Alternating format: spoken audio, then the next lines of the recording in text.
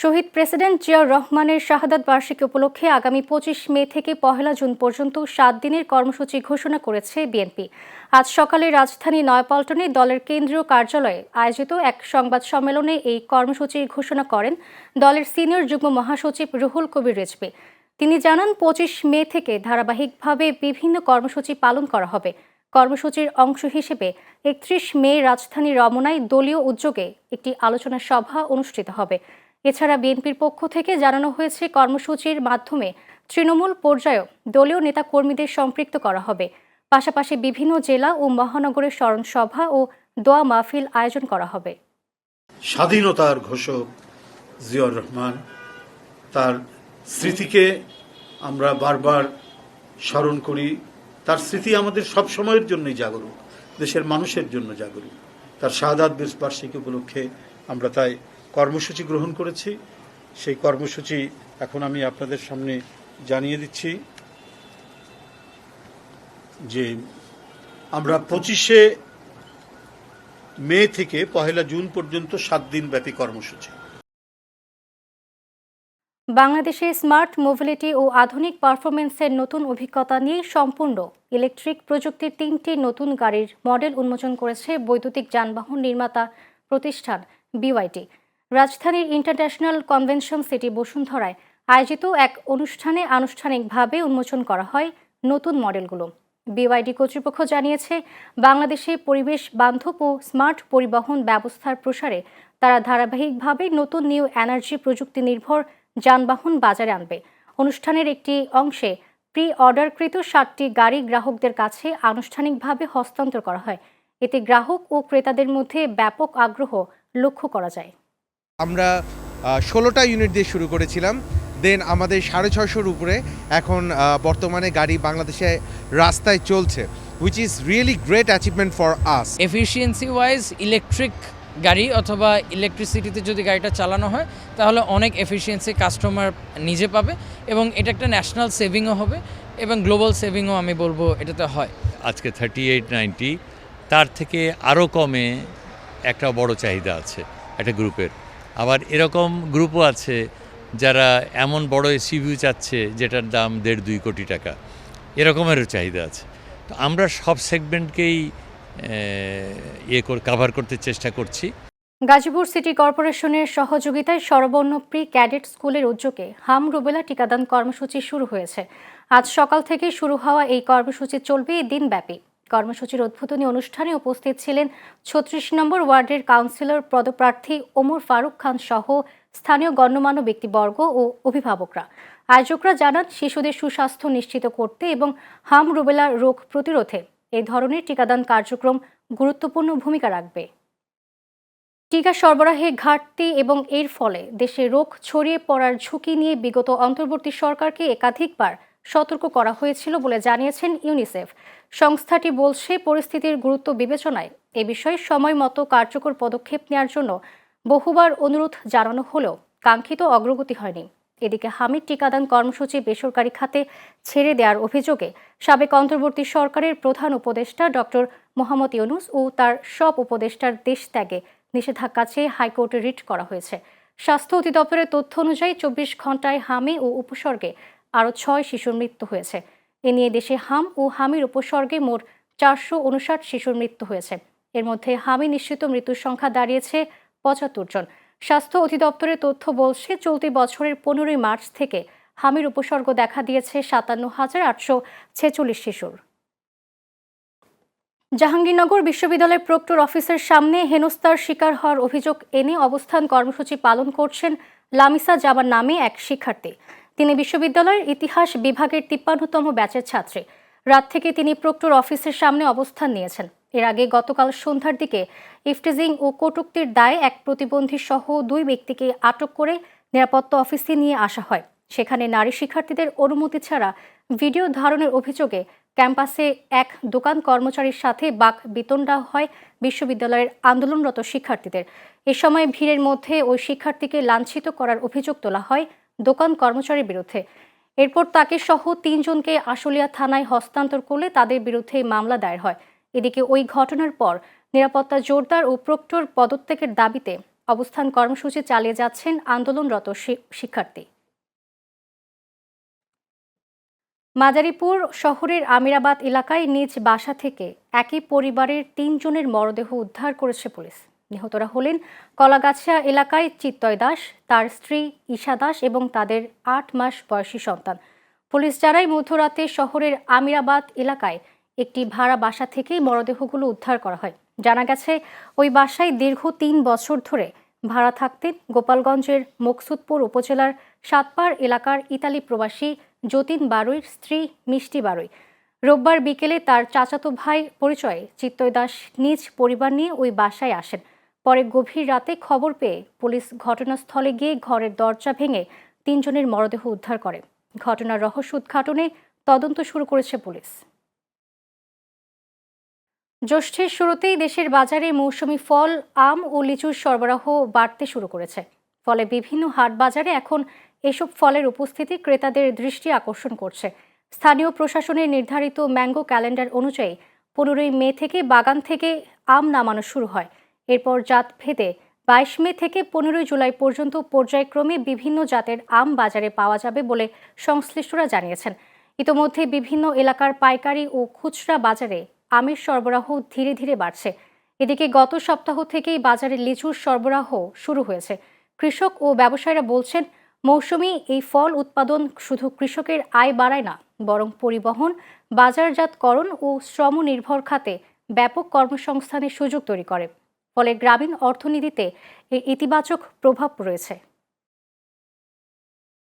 প্রধানমন্ত্রী তারেক রহমানের সভাপতিত্বে জাতীয় অর্থনৈতিক পরিষদ NECর সভা অনুষ্ঠিত হয়েছে। আজ রাজধানীর আগারগাঁওয়ে পরিকল্পনা কমিশন মিলনায়তনে এই সভা অনুষ্ঠিত হয়। প্রধানমন্ত্রীর প্রেস উইং জানিয়েছে, সভায় দেশের সামগ্রিক অর্থনৈতিক উন্নয়ন পরিকল্পনা, চলমান উন্নয়ন প্রকল্পগুলোর অগ্রগতি এবং আগামী অর্থ বছরের উন্নয়ন কৌশল নিয়ে বিস্তারিত আলোচনা করা হয়। বিশেষ করে 2026-27 অর্থ বছরের বার্ষিক উন্নয়ন কর্মসূচি ADP প্রণয়নের প্রাথমিক দিক নির্দেশনা নির্ধারণ নিয়ে মতবিনিময় সভা হয়। সভায় বিভিন্ন মন্ত্রণালয় ও বিভাগের শীর্ষ কর্মকর্তারা নিজ নিজ খাতের অগ্রগতি তুলে ধরেন। প্রধানমন্ত্রী তারেক রহমানের সঙ্গে সাক্ষাৎ করেছেন কাতারের শ্রমমন্ত্রী আলী বিন সামিক আল মাররি। এ সময় বাংলাদেশ ও কাতারের স্বার্থ সংশ্লিষ্ট বিভিন্ন বিষয় নিয়ে আলোচনা হয়। বাংলাদেশি কর্মীদের কর্মসংস্থান বৃদ্ধি, দক্ষ জনশক্তি রপ্তানি, শ্রমিকদের অধিকার ও কল্যাণ নিশ্চিতকরণ এবং দ্বিপক্ষীয় সহযোগিতা জোরদারের বিষয়গুলো আলোচনায় গুরুত্ব পায়। বৈঠক শেষে প্রধানমন্ত্রী সফরকারী প্রতিনিধি দলের সম্মানে নৈশভোজের আয়োজন করেন। সাক্ষাৎকালে প্রধানমন্ত্রীর পররাষ্ট্র বিষয়ক উপদেষ্টা হুমায়ুন কবির এবং কাতারের পররাষ্ট্র মন্ত্রণালয়ের রাষ্ট্রদূত ব্রেক সাইদ আল সামিক উপস্থিত ছিলেন। দীর্ঘ 1 দশক পরও আলোচিত সোহাগী জাহান তনু হত্যা মামলার রহস্য পুরোপুরি উদ্ঘাটিত না হলেও তদন্তে এবার মিলছে নতুন গুরুত্বপূর্ণ সূত্র। তনুর পোশাক থেকে সংগ্রহ করা আলামতের DNA পরীক্ষায় আরও একজন অজ্ঞাত পুরুষের রক্তের উপস্থিতি শনাক্ত করেছে পুলিশ ব্যুরো অফ ইনভেস্টিগেশন। মামলার তদন্তকারী কর্মকর্তা ও PBI ঢাকা কার্যালয়ের পরিদর্শক তারিকুল ইসলাম বিষয়টি নিশ্চিত করেন। PBI জানিয়েছে, গত 6 এপ্রিল মামলায় সন্দেহভাজন 3 ব্যক্তি সেনাবাহিনীর অবসরপ্রাপ্ত sergeant Zahid, warrant officer Hafizur Rahman ও সৈনিক শাহিনুল আলমের DNA নমুনা সংগ্রহ ও ক্রস ম্যাচের জন্য আদালতে আবেদন করা হয়। আদালতের নির্দেশে গত 21 এপ্রিল ঢাকার কেরানীগঞ্জ থেকে হাফিজুর রহমানকে আটক করা হয়। পরে তাকে গ্রেপ্তার দেখিয়ে DNA নমুনা সংগ্রহের পর কুমিল্লার আদালতে হাজির করা হলে আদালত 3 দিনের রিমান্ড মঞ্জুর করেন। নতুন এই তথ্যকে মামলার তদন্তে বড় অগ্রগতি হিসেবে দেখছেন সংশ্লিষ্টরা। 2016 সালের 20 মার্চ কুমিল্লা সেনানিবাস এলাকায় টিউশনি করতে গিয়ে নিখোঁজ হন তনু। পরে সেনানিবাসের পাওয়ার হাউস সংলগ্ন জঙ্গল থেকে তার মরদেহ উদ্ধার করা হয়। পুরা কুমিল্লাবাসী চায় এই বিচারটা হোক, ফাঁসি হোক, তনু হত্যার যে মারছে তার ফাঁসি হোক। নওগাঁর বদলগাছিতে সরকারিভাবে চলতি বোরো মৌসুমে উৎপাদিত ধান চাল সংগ্রহ কার্যক্রম শুরু হয়েছে। রোববার বিকেলে বদলগাছি উপজেলা খাদ্য গুদাম চত্বরে ফিতা কেটে এই কর্মসূচি উদ্বোধন করেন নওগাঁ 3 আসনের সংসদ সদস্য ফজলে হুদা বাবুল। এ সময় জানানো হয়, চলতি মৌসুমে বদলগাছি উপজেলায় সরাসরি কৃষকের কাছ থেকে প্রতি কেজি 36 টাকা দরে 1229 মেট্রিক টন ধান সংগ্রহ করা হবে। এছাড়া মিলারদের কাছ থেকে প্রতি কেজি ৪৯ টাকা দরে ৩০৯ মেট্রিক টন সিদ্ধ চাল এবং ৩৬ টাকা দরে ১৫৬ মেট্রিক টন গম সংগ্রহের লক্ষ্যমাত্রা নির্ধারণ করা হয়েছে। বদলগাছি উপজেলা নির্বাহী কর্মকর্তা ইসরাত জাহান সনির সভাপতিত্বে অনুষ্ঠানে উপস্থিত ছিলেন উপজেলা বিএনপির সাধারণ সম্পাদক আব্দুল হাদী চৌধুরী টিপু ও সিনিয়র সহ সভাপতি জাকির হোসেন চৌধুরী সহ অনেকেই। কুড়িগ্রামের ফুলবাড়িতে ওপেন হাউস ডে অনুষ্ঠিত হয়েছে। রোববার বিকেলে ফুলবাড়ি থানার আয়োজনে থানার কনফারেন্স রুমে ওপেন হাউস ডে অনুষ্ঠিত হয়। ফুলবাড়ি থানার অফিসার ইনচার্জ মাহমুদ হাসান নাইমের সভাপতিত্বে অনুষ্ঠানে প্রধান অতিথি ছিলেন নাগেশ্বরী ও ফুলবাড়ি থানার সার্কেলের সহকারী পুলিশ সুপার মোহাম্মদ গোলাম মোর্শেদ। সভায় বক্তব্য রাখেন ফুলবাড়ি উপজেলা শাখার সাবেক সিনিয়র সহসভাপতি লোকমান হোসেন সরকার ও সাধারণ সম্পাদক আব্দুল মান্নান মুকুল সহ অন্যান্যরা। সিলেটের জৈন্তাপুরে ভারত থেকে দালালির মাধ্যমে অবৈধভাবে বাংলাদেশে প্রবেশের অভিযোগে ৯ জন নারী ও ৩ জন পুরুষ ও ১ জন শিশু সহ মোট ১৩ জনকে আটক করেছে পুলিশ। এ ঘটনায় মানব পাচারকারী চক্রের সদস্য সন্দেহে হানিফ নামের এক ব্যক্তিকে আটক করা হয়। রোববার জৈন্তাপুর উপজেলা সদরের একটি ৩তলা বাড়িতে অভিযান চালিয়ে তাদের আটক করা হয়। পুলিশ জানায় আটক ব্যক্তিরা খুলনা, যশোর, নোয়াখালী, সাতক্ষীরা, সুনামগঞ্জের জগন্নাথপুর ও ঢাকার ডেমরা এলাকায় বাসিন্দা। তারা দীর্ঘদিন ভারতে অবস্থানের পর দালালের সহযোগিতায় পাসপোর্ট ছাড়াই সীমান্ত পেরিয়ে বাংলাদেশে প্রবেশ করে। আটকদের বিরুদ্ধে আইনি প্রক্রিয়া নেওয়া হবে। ময়মনসিংহ জেলা মোটরযান কর্মচারী ইউনিয়ন নান্দাইল বারুইগ্রাম শাখার নবগঠিত কমিটির পরিচিতি সভা ও দোয়া মাহফিল অনুষ্ঠিত হয়েছে। রোববার সন্ধ্যায় নান্দাইল বারুইগ্রাম চৌরাস্তা শ্রমিক ইউনিয়ন কার্যালয়ের সামনে পরিচিতি সভার আয়োজন করা হয়। বারুইগ্রাম শাখা শ্রমিক ইউনিয়নের সভাপতি মনিরুজ্জামান বিজয়ের সভাপতিত্বে সভায় বক্তব্য রাখেন নান্দাইল উপজেলা বিএনপির যুগ্ম আহ্বায়ক বাবু পল্লব রায়, উপজেলা বিএনপির যুগ্ম আহ্বায়ক নাজমুল হাসান ভূঁইয়া ও নান্দাইল প্রেস ক্লাবের সভাপতি এনামুল হক সহ অন্যান্যরা। প্রশাসনের কোনো কর্মকর্তা দলীয় পরিচয় দিয়ে বক্তব্য দিলে সরকার বা সরকারের নীতির সাথে কোনো সম্পর্ক নেই বলে মন্তব্য করেছেন খাদ্য প্রতিমন্ত্রী আব্দুল বারী। রোববার রাতে সাভারের বাংলাদেশ লোক প্রশাসন প্রশিক্ষণ কেন্দ্রে ৭৯তম বুনিয়াদী প্রশিক্ষণ কোর্সের সনদ বিতরণ এবং সমাপন অনুষ্ঠানে তিনি এই কথা বলেন। প্রতিমন্ত্রী বলেন, সরকার গত ৩ মাসে উচ্চ পর্যায়ের কর্মকর্তা কর্মচারীদের বদলি ও পদোন্নতির ক্ষেত্রে সততা, দক্ষতা ও মেধাকে সর্বোচ্চ গুরুত্ব দিয়েছে। তিনি জানান, সততা, দক্ষতা ও মেধাই পদোন্নতি ও বদলির একমাত্র মাপকাঠি হিসেবে বিবেচিত হচ্ছে এবং সেই অনুযায়ী সিদ্ধান্ত নেওয়া হচ্ছে। এ সময় জনপ্রশাসন মন্ত্রণালয়ের সিনিয়র সচিব এহসানুল হক ও বাংলাদেশ লোক প্রশাসন প্রশিক্ষণ কেন্দ্রের রেক্টর সাইদ মাহমুদ খান উপস্থিত ছিলেন। মাদারীপুরের নতুন ভিসিক শিল্প নগরীতে মধুকোষের উৎপাদনমুখী মেশিনের কার্যক্রম উদ্বোধন করা হয়েছে। রোববার মাদারীপুর উপজেলা প্রশাসনের পৃষ্ঠপোষকতায় ও মাদারীপুর হানি বাংলাদেশের আয়োজনে মধুকোষের উৎপাদনমুখী মেশিনের উদ্বোধন করা হয়। মাদারীপুর জেলা প্রশাসক ও জেলা ম্যাজিস্ট্রেট মর্জিনা আক্তারের সভাপতিত্বে অনুষ্ঠানে প্রধান অতিথি ছিলেন মাদারীপুর ২ আসনের সংসদ সদস্য জাহানদার আলী মিয়া। এছাড়া মাদারীপুর খামারবাড়ির উপপরিচালক কৃষিবিদ ডক্টর রহিমা খাতুন ও মাদারীপুর সদর উপজেলা কৃষি অফিসার দীপ্তি রানী সরকার সহ অনেকে।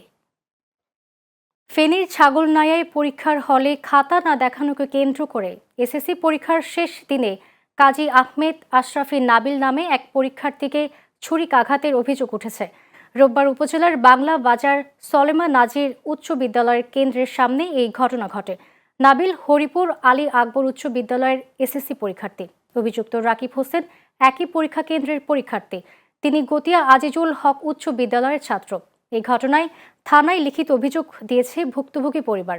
ছাগলনাইয়া থানার ভারপ্রাপ্ত কর্মকর্তা মোহাম্মদ শাহিন মিয়া বলেন, এই ঘটনায় লিখিত অভিযোগ পেয়েছে। বিষয়টি তদন্ত করে প্রয়োজনীয় আইনি ব্যবস্থা নেওয়া হবে। পবিত্র ঈদুল আজহাকে সামনে রেখে নওগাঁ জেলায় ব্যাপক প্রস্তুতি সম্পন্ন করেছেন খামারিরা। এবার জেলায় মোট ৭,৮৮,৩২০টি গবাদি পশু প্রস্তুত করা হয়। জেলা প্রাণী সম্পদ বিভাগের তথ্য অনুযায়ী নওগাঁর নিজস্ব চাহিদা রয়েছে ৩,৮৬,৪৩৭টি পশু, কিন্তু চাহিদা মিটিয়ে বিপুল সংখ্যক পশু উদ্বৃত্ত থাকছে, যা দেশের বিভিন্ন জেলায় সরবরাহ করা হবে। জেলার ১১টি উপজেলায় ছোট বড় মিলিয়ে ৩৮,৫৭৩টি খামার ও পারিবারিক উদ্যোগে এসব পশু মোটা তাজা করা হয়েছে। খামারিরা জানান, কোনো ধরনের ক্ষতিকর কেমিক্যাল বা হরমোন ব্যবহার না করে সম্পূর্ণ প্রাকৃতিক উপায়ে পশুগুলো লালন পালন করা হয়েছে। গাজীপুরের ঢাকা প্রকৌশল ও প্রযুক্তি বিশ্ববিদ্যালয়ের নতুন উপাচার্য নিয়োগ বাতিলের দাবিতে টানা পঞ্চম দিনের মতো ব্লকেট কর্মসূচি পালন করছেন শিক্ষার্থীরা। আজ সকাল 8টা থেকে শুরু হওয়া এই কর্মসূচির কারণে বিশ্ববিদ্যালয়গুলোর একাডেমিক ও প্রশাসনিক কার্যক্রম কার্যত স্থবির হয়ে পড়েছে। আন্দোলনরত শিক্ষার্থীদের দাবি, শাহজালাল বিজ্ঞান ও প্রযুক্তি বিশ্ববিদ্যালয়ের অধ্যাপক ডক্টর মোহাম্মদ ইকবালকে ডুয়েটের ভিসি হিসেবে নিয়োগ বাতিল করতে হবে। পাশাপাশি ডুয়েটের নিজস্ব কোনো শিক্ষককে উপাচার্য হিসেবে নিয়োগ দেওয়ার দাবি জানান তারা। শিক্ষার্থীরা আরও বলেন, গতকালের দুই পক্ষের সংঘর্ষে জড়িত সকলের বিরুদ্ধে তদন্ত সাপেক্ষে ব্যবস্থা নিতে হবে। দাবি আদায় না হওয়া পর্যন্ত তারা আন্দোলন চালিয়ে যাওয়ার ঘোষণা দিয়েছেন। ঢাকা ও এর আশপাশের এলাকায় আকাশ আজ সারাদিন মেঘলা থাকতে পারে। একই সঙ্গে ঝোড়ো হাওয়ার পাশাপাশি হতে পারে বজ্রসহ বৃষ্টিও। এছাড়াও সারা দেশের পূর্বাভাসে বলা হয়েছে, দেশের অনেক এলাকায় হালকা থেকে মাঝারি ধরনের বৃষ্টি বা বজ্র বৃষ্টির প্রবণতা দেখা দিতে পারে। বিশেষ করে ময়মনসিংহ ও সিলেট বিভাগের অনেক স্থানে বৃষ্টি বা বজ্র বৃষ্টি সহ বেশি হতে পারে। এদিকে নদী বন্দরগুলোর জন্য সতর্ক সংকেত জারি করেছে আবহাওয়া অফিস। বিশেষ করে বজ্রঝড় ও দমকা হওয়ার কারণে নৌযান চলাচলের সাবধানতা অবলম্বনের নির্দেশ দেওয়া হয়েছে। আবহাওয়াবিদরা জানিয়েছেন, মৌসুমি বায়ুর সক্রিয়তার কারণে দেশের আবহাওয়ায় এই পরিবর্তন দেখা দিচ্ছে। এই পরিস্থিতি আগামী কয়েকদিন অব্যাহত থাকতে পারে।